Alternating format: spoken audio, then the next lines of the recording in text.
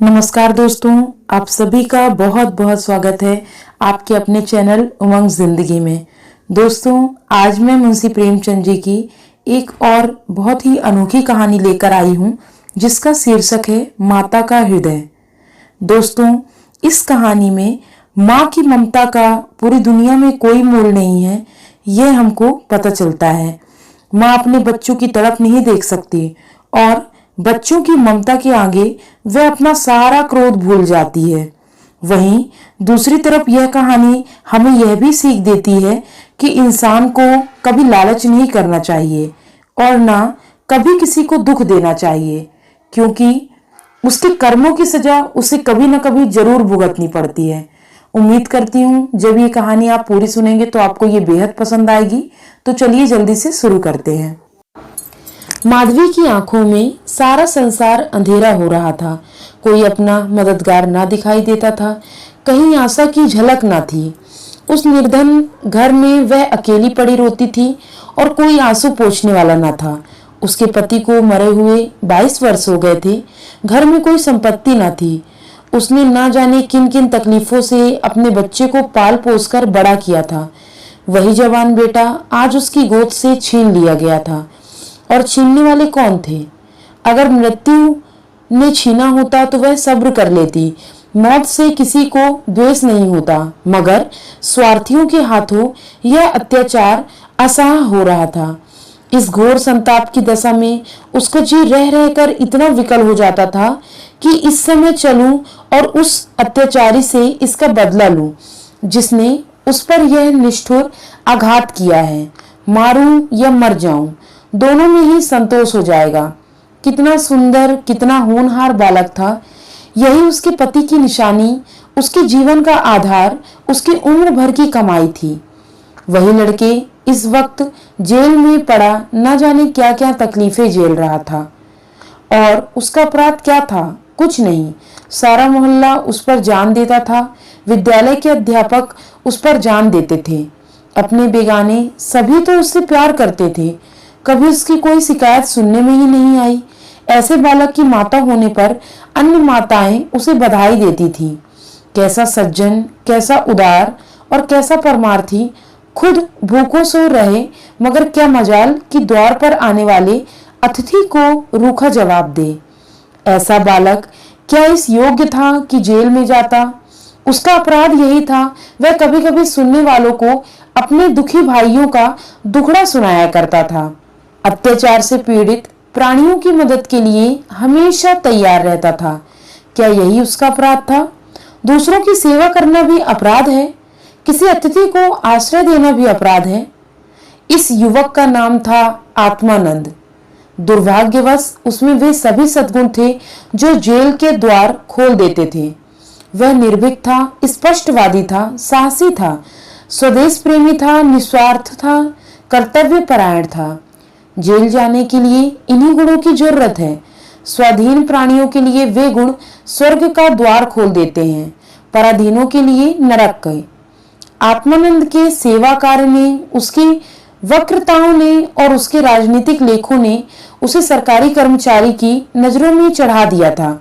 सारा पुलिस विभाग नीचे से ऊपर तक उससे सतर्क रहता था। सबकी निगाहें उस पर लगी रहती थी। आखिर जिले में एक भयंकर डाके ने उन्हें इच्छित अवसर प्रदान कर दिया। आत्मानंद के घर की तलाशी हुई। कुछ पत्र और लेख मिले जिन्हें पुलिस ने डाके का बीजक सिद्ध किया। लगभग 20 युवकों की एक टोली फांस ली गई। आत्मानंद इसका मुखिया ठहराया गया। शहादतें हुई। इस बेकारी और गिराने के जमाने में आत्मा से ज्यादा सस्ती और कोई वस्तु हो सकती है? बेचने को और किसी के पास रह ही क्या गया। नाम मात्र का प्रलोभन देकर अच्छे से अच्छी शहादतें मिल सकती हैं और पुलिस के हाथ पकड़कर तो निकृष्ट से निकृष्ट प्रलोभन देकर गवाहियां भी देववाणी का महत्व प्राप्त कर लेती हैं। शहादतें मिल गई। महीने भर तक मुकदमा चला। मुकदमा क्या चला, एक स्वांग चलता रहा और सारे अभियुक्त को सजाएं दे दी गई। आत्मानंद को सबसे कठोर दंड मिला, 8 वर्ष का कठिन कारावास। माधवी रोज कचहरी जाती, एक कोने में बैठी सारी कार्यवाही देखा करती। मानवीय चरित्र कितना दुर्बल, कितना निर्दय, कितना नीच है, इसका उसे तब तक अनुमान भी ना हुआ था जब तक आत्मानंद को सजा ना सुनाई गई और वह माता को प्रणाम करके सिपाहियों के साथ चला तो माधवी मूर्छित होकर जमीन पर गिर गई। दो चार दयालु सज्जनों ने उसे एक तांगे पर बैठाकर घर तक पहुंचाया। जब से वह होश में आई उसे हृदय में सूल सा उठ रहा था। किसी तरह धैर्य नहीं होता। उस घोर आत्मा वेदना की दशा में अब अपने जीवन का केवल एक लक्ष्य दिखाई देता था और वह इस अत्याचार का बदला है। अब तक पुत्र उसके जीवन का आधार था, अब शत्रुओं से बदला लेना ही उसके जीवन का आधार होगा। जीवन में अब उसके लिए कोई आशा न थी। इस अत्याचार का बदला लेकर वह अपना जन्म सफल समझेगी। इस अभागे नरपिशाच बागची ने जिस तरह उसे रक्त के आंसू रुलाए उसी भांति यह भी उसे रुलाएगी। नारी हृदय कोमल है लेकिन केवल अनुकूल दशा में। जिस दशा में पुरुष दूसरों को दबाता है स्त्री शील और विनय की देवी हो जाती है, लेकिन जिसके हाथों अपना सर्वनाश हो गया हो उसके प्रति स्त्री को पुरुष से कम घृणा और क्रोध नहीं होता। अंतर इतना ही है कि पुरुष शस्त्रों से काम लेता है, स्त्री कौशल से। रात भीगती जाती थी और माधवी उठने का नाम न लेती थी। उसका दुख प्रतिकार के आवेश में विलीन होगा, यहाँ तक कि इसके सिवा उसे और किसी बात की याद ही न रही। उसने सोचा कैसे यह काम होगा। कभी घर से नहीं निकली। वैधत्व के 22 साल इसी घर में काट दिए, लेकिन अब निकलूंगी, जबरदस्ती निकलूंगी। भिखारनी बनूंगी, टहलनी बनूंगी, झूठ बोलूंगी, सब कुकर्म करूंगी। सत्कर्म के लिए संसार में स्थान नहीं। ईश्वर ने निराश होकर कदाचित इसकी ओर से मुंह फेर लिया है। जभी तो यहाँ ऐसे ऐसे अत्याचार होते हैं और पापियों को दंड नहीं मिलता। अब इन्हीं हाथों से दंड दूंगी। संध्या का समय था। लखनऊ के एक सजे हुए बंगलों में मित्रों की महफिल जमी हुई थी। गाना बजाना हो रहा था। एक तरफ आतिशबाजियां रखी हुई, दूसरे कमरे में मेजों पर खाना चुना जा रहा था। चारों तरफ पुलिस के कर्मचारी नजर आते थे। वह पुलिस के सुपरिटेंडेंट मिस्टर बागची का बंगला है। कई दिनों हुए उन्होंने एक मार्क का मुकदमा जीता था। अफसरों ने खुश होकर उसकी तरक्की कर दी थी और उसी की खुशी में यह उत्सव मनाया जा रहा था। यहाँ आए दिन ऐसे उत्सव होते रहते थे। मुफ्त के गवैये मिल जाते थे, मुफ्त की आतिशबाजी, फल और मेवे और मिठाइयाँ आधे दामों पर बाजार से आ जाती थी और चट दावत हो जाती थी। दूसरे के यहाँ जहाँ 100 लगते वहाँ इनका 10 में काम चल जाता था। दौड़ धूप करने को सिपाहियों की फौज थी और यह मार्के का मुकदमा क्या था, वह जिसमें निरपराध युवकों को बनावटी शहादत से जेल में ठूस दिया गया था। गाना समाप्त होने पर लोग भोजन करने बैठे। बेगार के मजदूर और पल्लेदारों जो बाजार से दावत और सजावट के सामान लाए थे रोते दिल में गालियां देते चले जाते थे, पर एक बुढ़िया अभी तक द्वार पर बैठी हुई थी। अन्य मजदूरों की तरह वह भुन भुनाकर काम न करती थी। हुक्म पाते ही खुश दिल मजदूर की तरह दौड़ दौड़ कर हुक्म बजा लाती थी। यह माधवी थी जो इस समय मजरूनी का वेश धारण करके अपना घातक संकल्प पूरा करने आई थी। मेहमान चले गए, महफिल उठ गई। दावत का सामान समेट दिया गया। चारों ओर सन्नाटा छा गया, लेकिन माधवी अभी तक यहीं बैठी थी। सहसा मिस्टर बगाची ने पूछा, बुड्ढी तू यहाँ क्यों बैठी है? तुझे कुछ खाने को मिल गया? माधवी, हाँ हजूर मिल गया। बागची, तो जाती क्यों नहीं? माधवी, कहाँ जाऊं सरकार, मेरे कोई घर द्वार थोड़े ही है, हुक्म तो यहीं पड़ी रही हूँ। पाव भर आटे की परवस्ती हो जाए हुजूर। बागची, नौकरी करेगी? माधवी, क्यों ना करूंगी सरकार, यही तो चाहती हूँ। बागची, लड़का खिला सकती है? माधवी, हाँ हजूर, वह मेरे मन का काम है। बागची, अच्छी बात है, तू आज ही से रह, जा घर में देख, जो काम बताए वह कर। 1 महीने गुजर गया। माधवी इतना तन मन से काम करती थी कि सारा घर उससे खुश है। बहू जी का मिजाज बहुत ही चिड़चिड़ा है। वह दिन भर खाट पर पड़ी रहती हैं और बात बात पर नौकरों पर झल्लाया करती हैं, लेकिन माधवी उनकी गुड़कियों को भी संघर्ष सह लेती। अब तक मुश्किल से कोई दाई एक सप्ताह से अधिक ठहरी थी। माधवी का कलेजा है कि जली कटी सुनकर भी मुख पर मैल नहीं आने देती। मिस्टर बागची के कई लड़के हो चुके थे, पर यही सबसे छोटा बच्चा रहा था। बच्चे पैदा तो हष्ट पुष्ट होते थे, किंतु जन्म लेते ही उन्हें एक न एक रोग लग जाता था और कोई 2-4 महीनों तक, कोई साल भर जीकर चले देते थे। माँ बाप दोनों पर इस शिशु पर प्राण देते थे। उसे जरा जुकाम भी हो जाता तो दोनों विकल हो जाते। स्त्री पुरुष दोनों शिक्षित थे, पर बच्चे की रक्षा के लिए टोना टोटका, दुआ, ताबीज, जंतर मंतर एक से भी उन्हें इनकार न था। माधवी से यह बालक इतना हिल गया कि एक क्षण के लिए भी उसकी गोद से न उतरता। वह कहीं एक क्षण के लिए चली जाती तो रो रो कर दुनिया सिर पर उठा लेता। वह सुलाती तो सोता, दूध पिलाती तो पीता, वह खेलता तो खेलता, उसी को वह अपनी माता समझता। माधवी के सिवा उसके लिए संसार में कोई अपना ना था। बाप को तो वह दिन भर में केवल 2 बार देखता और समझता यह कोई परदेसी है। माँ आलस्य और कमजोरी के मारे गोद में लेकर टहल न सकती थी। उसे वह अपनी रक्षा का भार संभालने के योग्य न समझता था और नौकर चाकर उसे गोद में ले लेते तो इतनी बेदर्दी से कि उसके कोमल अंगों में पीड़ा होने लगती थी। कोई उसे ऊपर उछाल देता, यहाँ तक कि अबोध शिशु का कलेजा मुंह को आ जाता था। उन सब में से वह डरता था। केवल माधवी थी जो उसे स्वभाव को समझती थी। वह जानती थी कि कब क्या करने से बालक प्रसन्न होगा, इसलिए बालक को भी उससे प्रेम था। माधवी ने समझा था यहाँ कंचन बरसता होगा, लेकिन उसे देखकर कितना विस्मय हुआ कि बड़ी मुश्किल से महीने का खर्च पूरा पड़ता है। नौकरों से एक एक पैसे का हिसाब लिया जाता है और बहुधा आवश्यक वस्तुएं भी टाल दी जाती हैं। एक दिन माधवी ने कहा, बच्चे के लिए कोई तेज गाड़ी क्यों नहीं मंगवा देती, गोद में उसकी बाढ़ मारी जाती है। मिसेज बागची ने कुंठित होकर कहा, कहाँ से मंगवा दूं? कम से कम 50-60 रुपए में आएगी। इतने रुपए कहाँ हैं? माधवी, मालकिन आप भी ऐसा कहती हैं? मिसेज बागची, झूठ नहीं कहती। बाबूजी की पहली स्त्री से 5 लड़कियां हैं। सब इस समय इलाहाबाद के एक स्कूल में पढ़ रही हैं। बड़ी की उम्र 15 से 16 वर्ष से कम न होगी। आधा वेतन तो उधर ही चला जाता है। फिर उसकी शादी की भी तो फिक्र है। 5 के विवाह में कम से कम 25,000 लगेंगे। इतने रुपए कहाँ से आएंगे?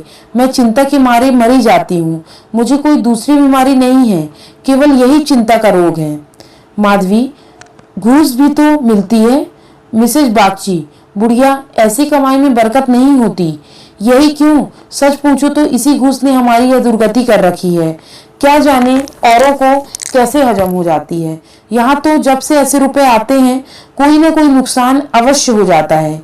एक आता है तो 2 लेकर जाता है। बार बार मना करती हूँ, हराम की कौड़ी में घर न लाया करो, लेकिन मेरी कौन सुनता है। बात यह थी कि माधवी को बालक से स्नेह हो जाता था। उसके अमंगल की कल्पना से भी वह न रह सकती थी। वह अब उसी की नींद सोती और उसी की नींद जागती। अपने सर्वनाश की बात याद करके एक क्षण के लिए उसे बागची पर क्रोध तो आता था और घाव फिर हरा हो जाता था, पर मन पर कुत्सित भावों का अधिपत्य न था। घाव भरा रहता था, केवल ठेस लगने से दर्द हो जाता था। उसमें स्वयं टीस या जलन न थी। इस परिवार पर अब उसे दया आती थी। सोचती, बेचारे यह छीन छपट ना करें तो कैसे गुजर हो। लड़कियों का विवाह कहाँ से करेंगे। स्त्री को जब देखो बीमार ही रहती है। उन पर बाबूजी को एक बोतल शराब भी रोज चाहिए। यह लोग तो स्वयं अभागे हैं। जिसके घर में 5-5 कवारी कन्याएं हों, बालक होकर मर जाते हों, धर्मी सदा बीमार रहती हो, स्वामी शराब का लती हो, उस पर तो यह ईश्वर का कोप है। इनसे तो मैं अभागिन ही अच्छी। दुर्बल बालक के लिए बरसात बुरी बला है। कभी खांसी, कभी ज्वर, कभी दस्त। जब हवा में शीत भरी हो तो कोई कहाँ तक बचाए। माधवी एक दिन अपने घर चली गई। बच्चा रोने लगा तो माँ ने एक नौकर को दिया, इसे बाहर से बहला ला। नौकर ने बाहर ले जाकर हरी हरी घास पर बैठा दिया। पानी बरसकर निकल गया था। भूमि गीली हो रही थी। कहीं कहीं पानी भी जमा हो गया था। बालक को पानी में छपके लगाने ज्यादा प्यारा और कौन खेल हो सकता है। खूब प्रेम से उमंग उमंग कर पानी में लौटने लगा। नौकर बैठा और आदमियों के साथ गपशप कर रहा था। इस तरह घंटों गुजर गए। बच्ची ने खूब सर्दी खाई। घर आया तो उसकी नाक बह रही थी।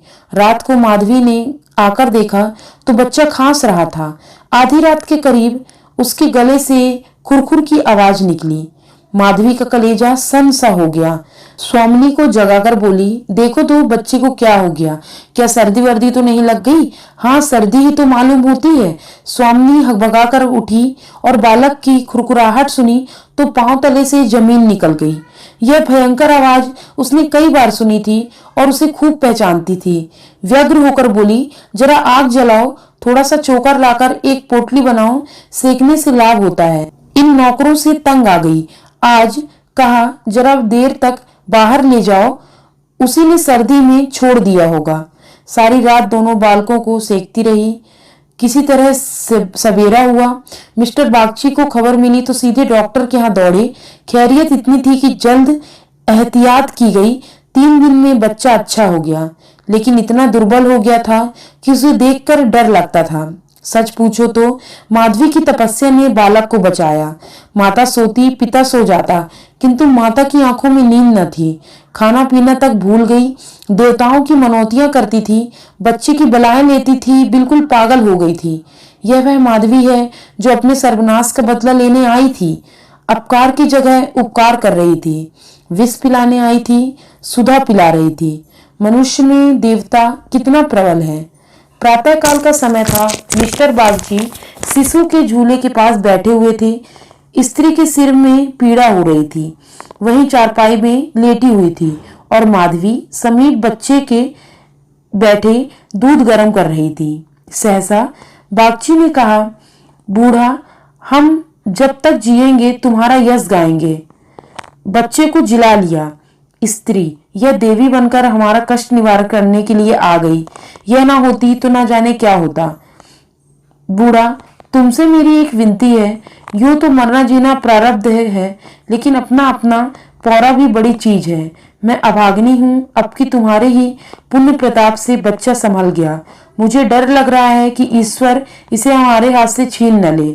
सच कहती हूँ बूढ़ा, मुझे इसको गोद में लेते डर लगता है। इसे तुम आज से अपना बच्चा समझो, तुम्हारा होकर शायद बच जाए। हम अभागे हैं, हमारा होकर इस पर कोई न कोई संकट आता रहेगा। आज से तुम इसकी माता हो जाओ। तुम इसे अपने घर ले जाओ, जहां चाहे ले जाओ। तुम्हारी गोद में देकर मुझे फिर कोई चिंता न रहेगी। वास्तव में तुम ही इसकी माता हो, मैं तो राक्षसी हूँ। माधवी, बहू जी, भगवान सब कुशल करेंगे, क्यों जी इतना छोटा करती हो?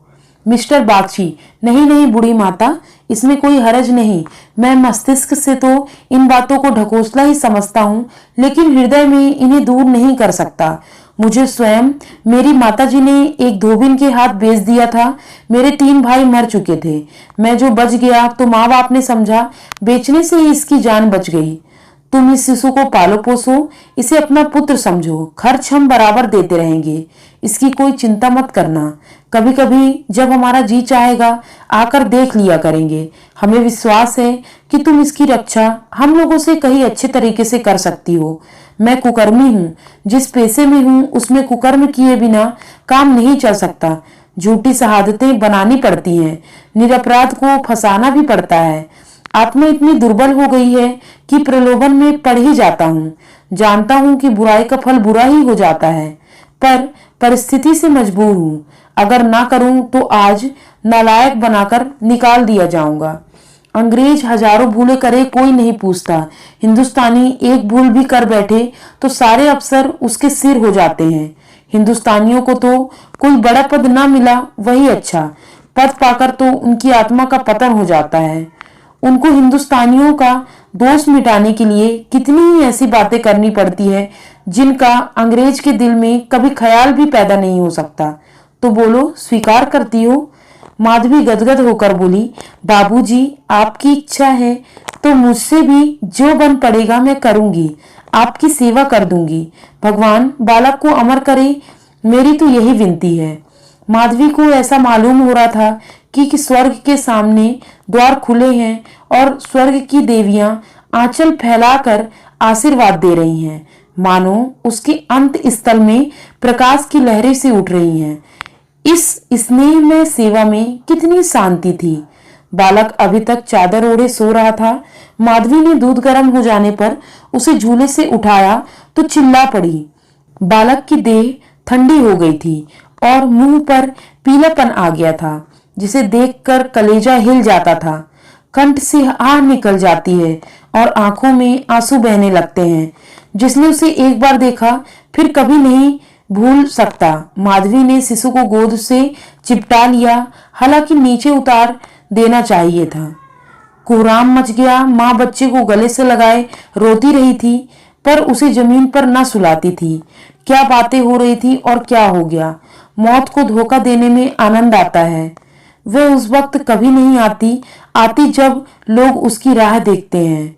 रोगी जब संभल जाता है, जब वह पथ्य लेने लगता है, उठने बैठने लगता है, घर भर खुशियां मनाने लगते हैं, सबको विश्वास हो जाता है कि संकट टल गया। उस वक्त घात में बैठी हुई मौत सिर पर आ जाती है। यही उसकी निष्ठुर लीला है। आशाओं के बाग लगने में हमें कितना कुशल है। यहाँ हम रक्त के बीज बोकर सुधा के फल खाते हैं। अग्नि से पौधों को सींचकर शीतल छांव में बैठे हों। हाँ, मंद बुद्धि। दिन भर मातम होता रहा। बाप रोता रहा, माँ तड़पती थी और माधवी बारी बारी से दोनों को समझाती थी। यदि अपने प्राण देकर वह बालक को जिला सकती तो इस समय अपना धन्य भाग समझती। वह अहित का संकल्प करके यहाँ आई थी और आज जब उसकी मनोकामना पूरी हो गई थी तो उसे खुशी से फूले न समाना चाहिए था। उसे उससे कहीं घोर पीड़ा हो रही थी, जो अपने पुत्र की जेल यात्रा से हुई थी। रुलाने आई थी और खुद रोती जा रही थी। माता का हृदय दया का आगार है। उसे जलाओ तो उसमें दया की ही सुगंध निकलती है, पीसो तो दया का ही रस निकलता है। वह देवी है। विपत्ति की क्रूर लीलाएं भी उस स्वच्छ निर्मल स्रोत को मलिन नहीं कर सकती। उम्मीद करती हूँ दोस्तों, यह कहानी जो माँ के हृदय की है आपको बेहद पसंद आई होगी। अगर आपने अभी तक मेरे चैनल को सब्सक्राइब नहीं किया है तो प्लीज सब्सक्राइब कर लीजिए। दोस्तों के साथ कहानी को शेयर करिए और कमेंट में करके मुझे जरूर बताइए कि आपको यह कहानी कैसी लगी। मिलती हूँ अगली कहानी में। तब तक के लिए जय हिंद, जय भारत।